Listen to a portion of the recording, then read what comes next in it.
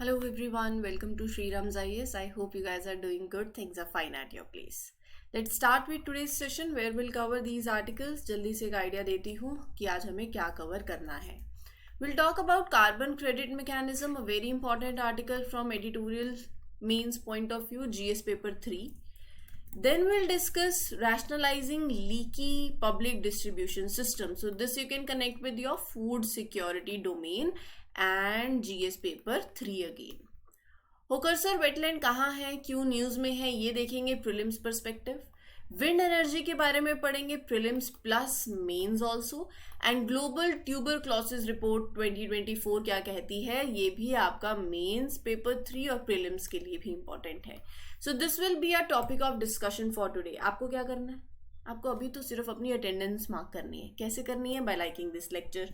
Comment section आपके पास है, you can share your feedbacks, whatever is your genuine feedback. जो भी आपको लगता है ये सेशंस कैसे लग रहे हैं, are they helping out in your preparation, do let me no.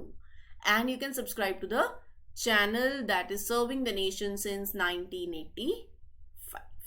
ठीक है, अब without taking any much more time, I think let's simply begin with the very first article. This article you will see in your Hindu paper.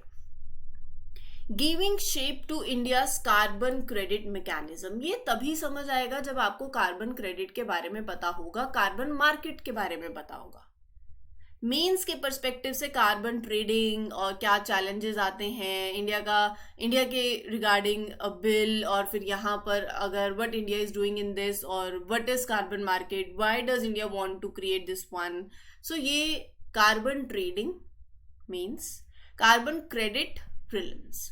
ठीक है, जाहिर है carbon credit पे 2 statements आ सकती हैं, they can ask you question. अब carbon market क्या है, पहले तो ये समझो. ये है एक एमिटर ए और ये है एमिटर बी. इंडस्ट्री ए जो एमिट कर रही है, emitter A and emitter B. इस एमिटर ए ने ये यहां के बाद इतनी ज्यादा और एमिशंस करी है. Are you getting my point? तो ये है उसकी real, you can say the greenhouse gas emissions. अब क्या होता है, ये एक्स्ट्रा एमिशंस कर दी. ठीक है, ये एमिटर बी ने, ये लेवल था, इतनी एमिशन करी है. Are you getting my point? बाकी ये जो पड़ा है उसके पास एक्स्ट्रा है ना, मतलब मैंने आपको 10 रुपए दिए थे, आपने 5 ही खर्चे, 5 आपके पास पड़े हैं. Emitter B reduce the greenhouse gas emissions. Now what emitter B can do, जो इसने ज्यादा पॉल्यूट किया या ज्यादा एमिशंस करी, इसने कम करी, तो इसके पास जो कार्बन क्रेडिट है वो कार्बन मार्केट में इसको सेल कर देगा. That is this carbon credit mechanism and carbon trading. अब मैं इस आर्टिकल को डिटेल में समझाती हूँ. जो पॉइंट्स आपको इंपॉर्टेंट लगे, you can write it down as per your wish, but please do write. सिर्फ सुनना नहीं है, लिखना है साथ में. ठीक है, मैंने आपके साथ कॉन्फ्रेंस ऑफ पार्टी COP 29 की बात करी है पहले, अगर आप डेली सेशंस देख रहे हो तो, जो कि 11 नवंबर यानी कल से लेकर 22 नवंबर तक चलेगी. और इसमें जो भी इंपॉर्टेंट डिस्कशंस होंगी वो हमारे एग्जाम के लिए रेलिवेंट है और बहुत ज्यादा इंपॉर्टेंट है. अब यहाँ पर ये जो COP है इन बाकू अजरबैजान, ये हेविली फोकस कर रही है on climate finance. And a major part of this focus is on carbon credits, CC. क्या है कार्बन क्रेडिट, अब समझ आया उससे. कार्बन क्रेडिट वो परमिट आप लगा लीजिए, वो क्रेडिट वो परमिट, बिल्कुल लेमन टर्म में समझा रही हूँ ताकि समझ आ जाए. So carbon credits are those permits that allow a country, an organization to emit a certain amount of greenhouse gases. Idea इसके पीछे ये है कि जो कम पॉल्यूट करता है, they can sell their unused credits. कौन सी? Unused, like this, unused credits to the other one who is polluting more, ताकि you reduce the overall emissions if the system is managed. India ने recently अपने climate commitments update किए, अगर आपको पता हो, हमारे नेशनल डिटरमाइंड कॉन्ट्रीब्यूशन. in 2023, जिसमें we had a plan for a domestic carbon market. तो बेसिकली आप लगा लीजिए it allows carbon credit trading as a way to reach the climate goals. अब इंडिया की कार्बन मार्केट इफेक्टिव होने के लिए ये आर्टिकल कहता है you need to design the things carefully to maintain the credibility, efficiency, fairness, और बाकी कंट्रीज के जो आप सीखते हो based on the lessons from those countries, India को 2 पॉइंट्स पे फोकस करना चाहिए. वो 2 कौन कौन से पॉइंट्स हैं? पहला तो you uphold the integrity of carbon credit. कहीं कहीं क्या होता है ना, there are cases of green washing. कर दिया जी, हुआ नहीं. You are overstating your environmental benefits. मतलब companies and projects they overstate their environmental benefits to appear greener only. Actual में नहीं है, right? So that is the concern. To make sure कि carbon credits are legitimate, strict standards हों आपके पास, एक national registry, ये points लिखने वाले हैं, ये national registry, create a national registry where you track carbon credits, ताकि डबल काउंटिंग नहीं हो कि वही सेम रिडक्शन जो है that is counted more than once, right? India की जब मैं कार्बन मार्केट की बात करती हूं, इंडिया की carbon market should have harmony with the global trading system. ठीक है?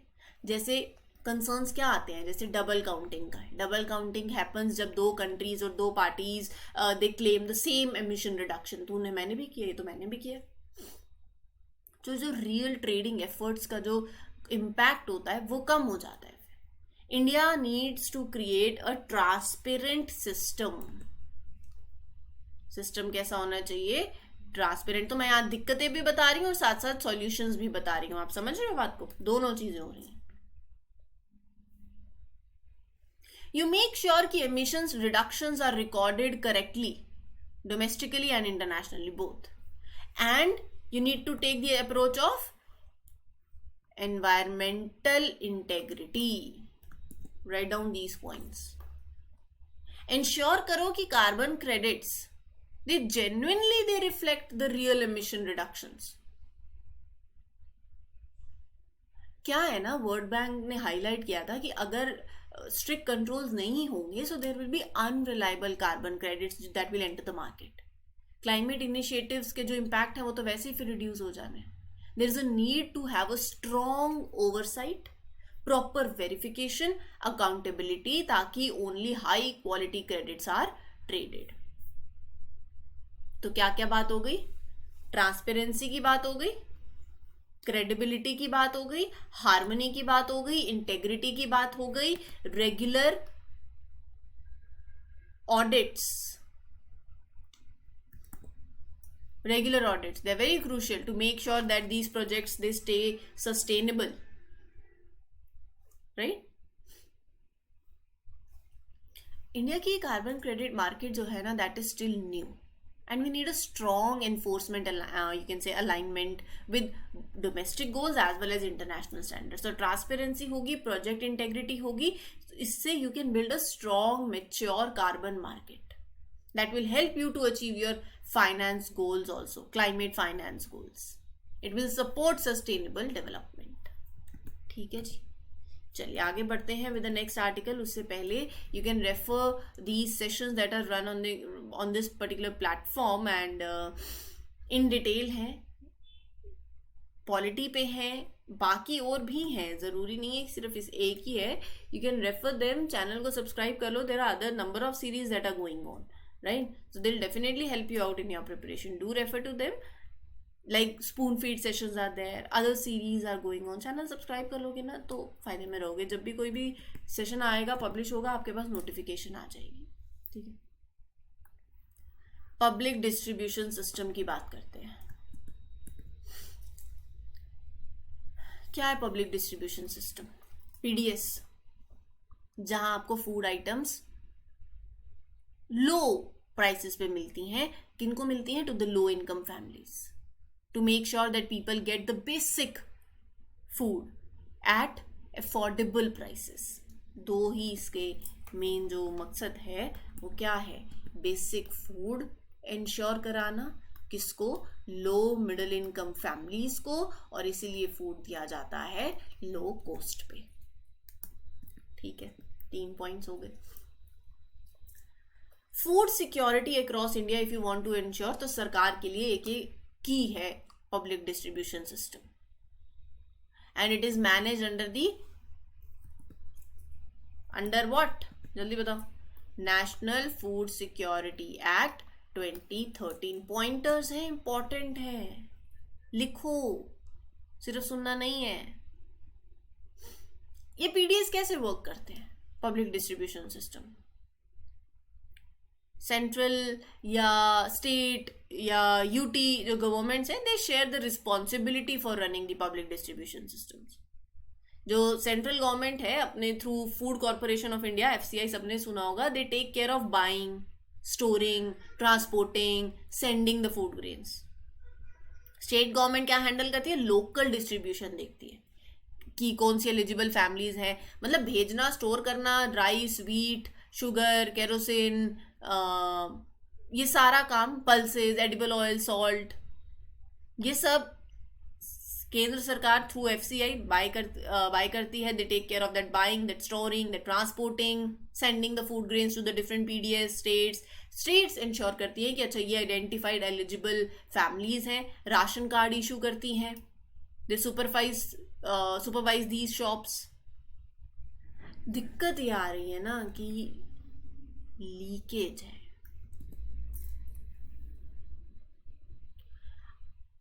About 28% of the food allocated, they never reach the people who need it. Although leakages कम हुई हैं through digitalization, through point of sale machines, but मतलब वो कम हुई है 46% से 28%, but leakage बहुत है. जिसको जरूरत है उसको मिल नहीं रहा. दूसरा ये दिक्कत आ रही है कि national security mainly it provides rice and wheat, जो आपकी न्यूट्रिशनल नीड्स नहीं पूरी एड्रेस कर पा रहा. मैनी पीपल नीड वाइडर, हम देखते हैं ना, वैरायटी ऑफ फूड्स और एक nutritional balance, right? So that is very important. And PDS उसमें तो बहुत इंपॉर्टेंट है to fight. It is a tool for fighting hunger. But यहाँ रिफॉर्म्स की बहुत ज़्यादा ज़रूरत है ताकि वेस्ट कम हो, एफिशिएंसी बढ़े और फूड ऑप्शंस मोर न्यूट्रिशियस हो. समझ गए मैं? अगर आपसे कोई पूछे कि why PDS is needed in India, अब आप बता सकते हो? सोचो क्या क्या जरूर, मतलब पॉइंटर्स बना सकते हैं. 5 पॉइंट्स बना दो. क्यों जरूरत है पीडीएस की? वाई बताइए. फूड सिक्योरिटी इंश्योर होगी, पॉवर्टी एलिवेशन होगी. तीसरा, प्राइस स्टेबलाइजेशन के लिए फार्मर्स को भी सपोर्ट मिलेगा. मैं एक एक पॉइंट पर चर्चा करूंगी. फार्मर्स को भी सपोर्ट मिलेगा एंड न्यूट्रिशन इंप्रूव होगा. वेरी इंपॉर्टेंट, सोशल इक्विटी आएगी.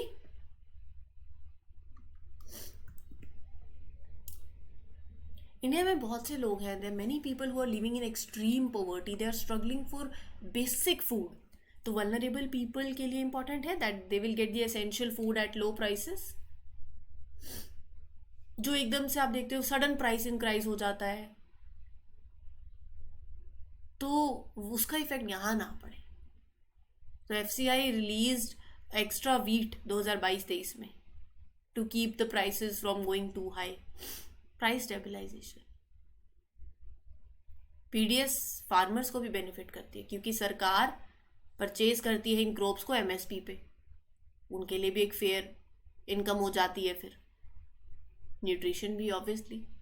PDS is if it is expanding it will include more nutritious items, pulses, fortified rice, ताकि माल न्यूट्रिशन टैकल कर सको आप. सोशल इक्विटी आएगी जब हर किसी के पास फूड होगा, एक्सेसिबल होगा, so it will promote fairness. 1 nation 1 ration card. दिक्कत ये आ रही है कि लीकेज है. जिसको चाहिए उसको नहीं मिल रहा है।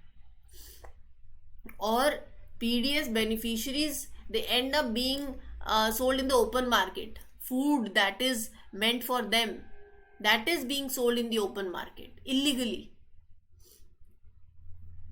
फ्रॉड, फेक एंट्रीज होती हैं कि हमें भी सस्ते में मिल जाए। स्टोरेज की दिक्कत, बहुत से फूड ग्रेन स्पॉइल हो जाते हैं। करप्शन है फेयर प्राइस शॉप्स के अंदर भी, मतलब गलत तोल देंगे, दिखाएंगे इतना है, होता नहीं है, कस्टमर को ओवर चार्ज कर लेते हैं। फाइनेंशियल स्ट्रेन्स हैं। सरकार बहुत खर्चा करती है ऑन फूड सब्सिडीज ताकि पीडीएस चले। कितना पैसा सरकार का जा रहा है, और न्यूट्रिशनल वैरायटी भी लिमिटेड है। ठीक है, क्या कर सकते हो? एंड टू एंड डिजिटलाइजेशन कर दो। Digitalize the entire process from buying the food from farmers to delivering it to the fair price shops. Blockchain use कर सकते हो। ये जो फेयर प्राइस शॉप्स है ना, इनको you converted into smart shops,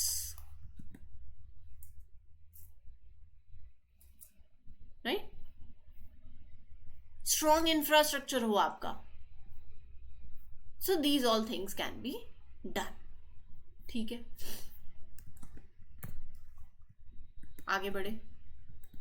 Lack of water due to excess deficit rainfall at the Hokersar wetland in the Kashmir Valley in recent years have impacted the arrival of migratory bird population in the region.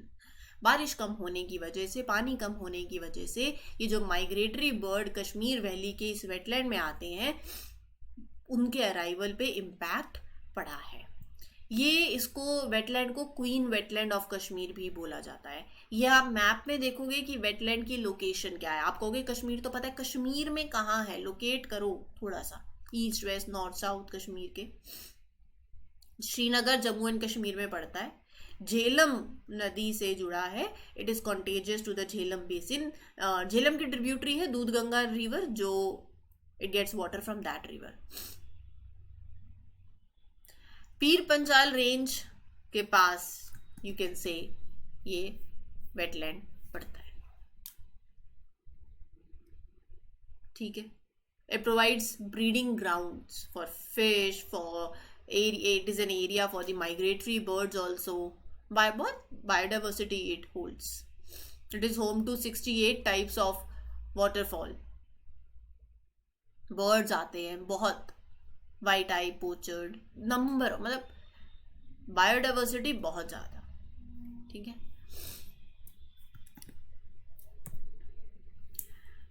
it is the only site with the remaining reed beds of Kashmir. Important source of food है for fisheries, for water birds. क्या Ramsar convention में है ये? Ramsar site है या नहीं है, मुझे बताना जरा चैट सेक्शन में, कमेंट सेक्शन में। रामसर कन्वेंशन क्या है वो बता देती हूँ। 2 फरवरी 1971 में कन्वेंशन साइन हुई थी। रामसर सिटी है, ईरानियन सिटी है, वहां पर तभी नाम पड़ा रामसर कन्वेंशन, जिसका मकसद है to preserve the ecological character of their wetlands. ठीक है, उसको रामसर साइट का टैग दे दिया। 2024 में तमिलनाडु की सरकार ने पॉलिसी लेकर आई, रीपावरिंग, रिफर्बिशमेंट और लाइफ एक्सटेंशन पॉलिसी। इसका मकसद क्या था कि जो पुराने टर्बाइन्स हैं, ओल्ड टर्बाइन्स हैं, उनको रिप्लेस करते हैं, रीपावर करते हैं, ऑप्टिमाइज करते हैं अपनी विंड एनर्जी यूज को। लेकिन wind energy generators, operators, companies ये फेवर में नहीं थी इस पॉलिसी के कि you are replacing the old wind turbines and you are, मतलब आप कह रहे हो you are updating, you will extend the life. There are certain negative effects also, it might not be beneficial for them. तो ये policy challenge हुई Madras high court में। Madras high court ने स्टे लगा दिया। ठीक है, पॉलिसी की बात करूं, पॉलिसी 3 चीजों पे फोकस करती है: life extension, repowering and refurbishment. Life extension, wind mills की जो ओल्डर मिल्स हैं 20-20 साल से भी ज्यादा पुराने, you extend the operational life of them ताकि वो सेफली चले, एफिशिएंटली चलें। ओल्ड मिल्स विंड मिल्स जो है उनको रिप्लेस करें नए के साथ, मोर एडवांस मशीन्स हों, right? You upgrade the old windmills to improve the efficiency. तो ये बात है, बट कुछ कॉस्ट रिक्वायरमेंट के चलते माइट बी कि कुछ विंड एनर्जी ऑपरेटर्स हैं, दे अपोज्ड इट। अब let's talk about wind energy potential in India. India has a wind power potential of 1163.86 gigawatt at 150 metre above the ground level, और अगर मैं बात करूं 120 मीटर टर्बाइन हाइट है तो 695.51 gigawatt का पोटेंशियल है। ठीक है, जब मैं यूटिलाइजेशन की बात करती हूँ, सिर्फ 6.5% of the total wind potential is being currently used in India, और तमिलनाडु यूज करता है 15% of its wind potential. Wind power capacity में इंडिया की रैंक है 4th and 4th in the renewable energy installed capacity as of 2024। Cost competitiveness की बात करूं तो पावर जनरेशन जो होती है from the wind projects, it is likely to be cost competitive thermal power generation के कंपैरिजन में इन 2025-2030। विंड पावर इज एक्सपेक्टेड कि वो कोस्ट कॉम्पिटिटिव होगी। पर देखो, विंड टर्बाइंस जो हैं, old turbines they are replaced with the newer ones, more powerful ones, तो रीपावरिंग, रिफर्शमेंट, ताकि you upgrade their heights, you need to change the blades, you need to add high capacity and their life extension also। India के अंदर कौन सी हैं top and wind energy producing states? Gujarat, Tamil Nadu, यहीं से ही पता चल गया, कर्नाटका, महाराष्ट्र, इधर राजस्थान, आंध्र प्रदेश, साथ में ये मिलकर कम से कम भी 93% विंड एनर्जी कैपेसिटी जनरेट कर लेते हैं, उनकी कैपेसिटी है। Tamil Nadu has the second largest wind energy capacity in India, पहली गुजरात। दिक्कत ये आ रही है जब मैं बात करती हूँ रीपावर की और रीफर्शमेंट की, रीपावरिंग की और रिफर्बिशमेंट की, तो एक तो देखो, जब आप ये नई न्यू कैपेसिटी या हाई कैपेसिटी टर्बाइंस की बात करते हो तो आपको लैंड भी ज्यादा चाहिए, एडिशनल स्पेस चाहिए। बहुत से विंड टर्बाइन ना 1980 में सेट हो गए थे, आसपास के एरियाज डेवलप हो गए, अब कम्युनिटीज, हैबिटेट्स बहुत हैं that have emerge around him, अब फिर उनकी डिस्प्लेसमेंट होगी। केयरफुल प्लानिंग बहुत इंपॉर्टेंट है।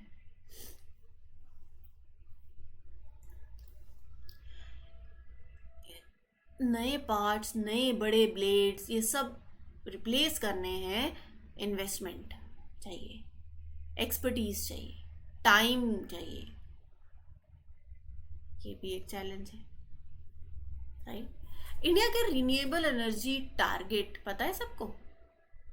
मतलब 2030 तक हम चाहते हैं कि 50% टोटल एनर्जी जो है रिन्यूएबल सोर्सेज से आए, कार्बन एमिशंस को हम करें कम बाय 1 बिलियन टन बाय 2030। 5 हैं, होमवर्क आज आपका यही है। इंडिया ने जो अपने क्लाइमेट गोल्स या रिन्यूएबल एनर्जी गोल्स, पंचामृत बोलते हैं, that were presented eight COP26, वो टारगेट्स पढ़ना है, 5 हैं टोटल, ठीक है? ट्यूबरक्लोसिस की बात करते हैं, टीबी की बात करते हैं। India has achieved a notable 17.7% decline in tuberculosis incidence from 2015 to 2023।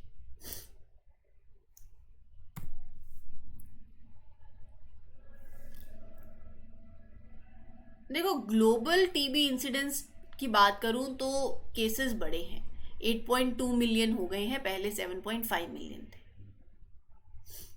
2023 में डेथ जो हुई है वो है 1.25 मिलियन, पहले कम होती, इससे मतलब पिछले साल के कंपैरेटिवली कम हुई है। सबसे ज्यादा टीबी बर्डन आपको 30 लो एंड मिडिल इनकम कंट्रीज में देखने को मिलेगा, जिसमें से इंडिया में तो 26% तो इंडिया के अंदर ही है, इंडोनेशिया, फिर चाइना, पाकिस्तान, फिलीपींस। 55% जो टीबी के केसेस होते हैं वो मेन में होते हैं, 33% विमेन में और 12% बच्चों में, right? Now under WHO's end TB strategy, countries must reduce TB death by 75% और जो इंसिडेंस रेट्स हैं बाय 50%। कब तक? 2025 तक। लेकिन WHO ग्लोबल टीबी रिपोर्ट 2024 और इंडिया टीबी रिपोर्ट 2024 ये इंडिकेट करती है कि हम ये माइलस्टोन और इसको एलिमिनेट करना 2025 तक it is unlikely to meet. Tuberculosis सबको पता है. टीबी एक सीरियस इन्फेक्शन है जो कि बैक्टीरिया से होता है. Mycobacterium tuberculosis. माइकोबैक्टीरियम ट्यूबरक्लोसिस से होता है. ठीक है. लंग्स पे इफेक्ट पड़ता है. स्प्रेड हो सकता है. मान लो वो जिसको टीबी है वो खांस रहा है, छींक रही है, स्पिट्स, वहां से बैक्टीरिया रिलीज होगा एयर में और दूसरा बंदा उसको इनहेल करेगा and it will get infected. Coughing एक इसका बहुत बड़ा सिम्टम है. Weakness, weight loss, chest pain. ठीक है. लेकिन देखो इंडिया का जो कमिटमेंट है ना to eliminate the TB, India aims to eliminate TB by 2025.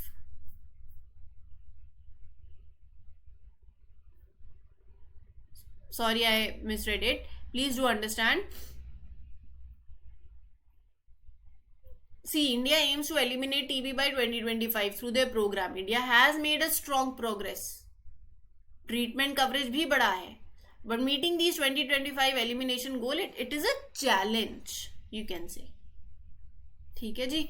तो ये था आपका आज का सेशन. उम्मीद करती हूँ क्लियर हो गया हो. Any doubt you can ask me in the comment section. For more such information, do subscribe to Shriram's IS.